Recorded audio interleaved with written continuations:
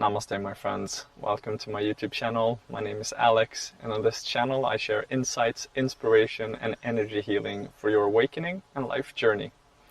In today's video I want to share with you a little bit about my perspective on adapting to change, how to flow with change, and why you should aim to release what is not working for you in your life. But first, I want to ask you to remember to like, comment and share this video with any person that you might think need this message. It also helps to inspire me to create more value, and I'm just very, very grateful if you like this video and you like and you comment and subscribe. If you want to see more videos like this, I am incredibly grateful for that. So moving on. I want to begin by saying that this is just my perspective, and every person has an individual journey and a unique journey to them.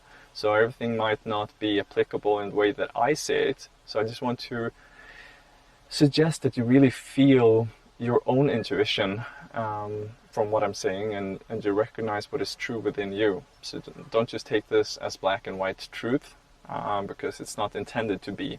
There is no such thing, actually.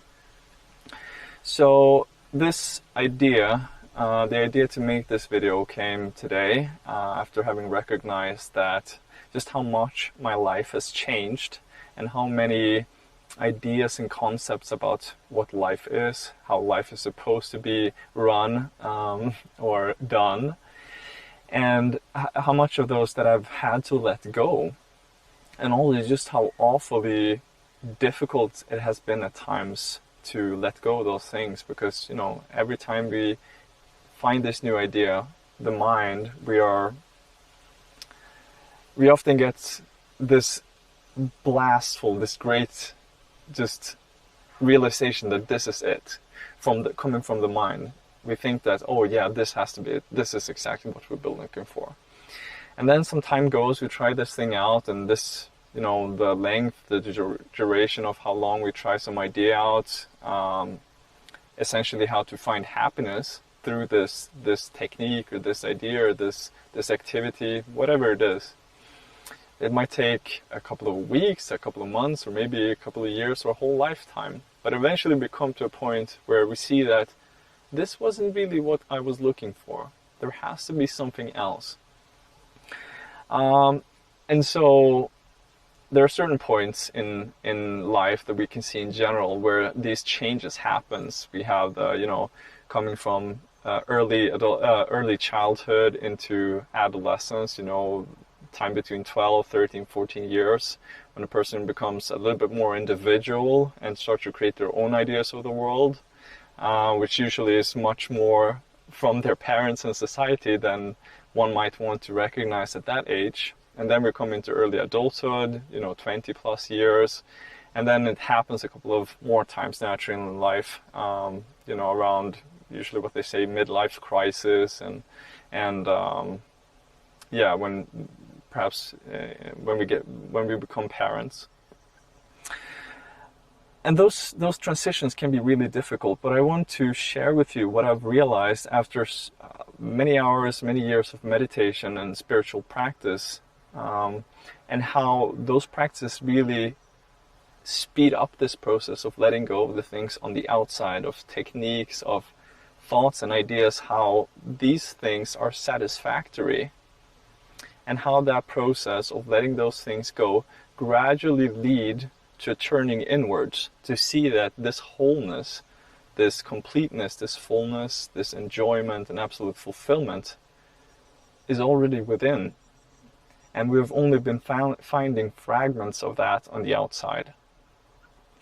And that is a wonderful process when we start to see the fruits of what this letting go is bringing us into.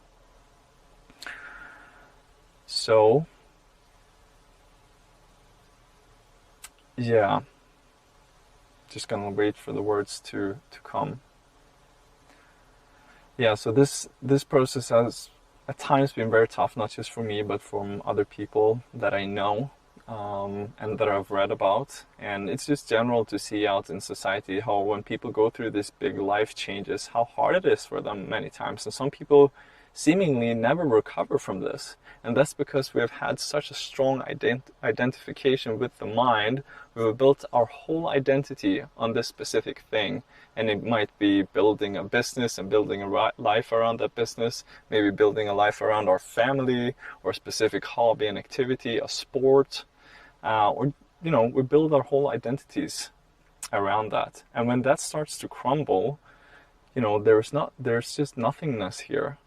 And when we're not experienced and we're not familiar with this nothingness and with this emptiness, it can be really scary for the mind.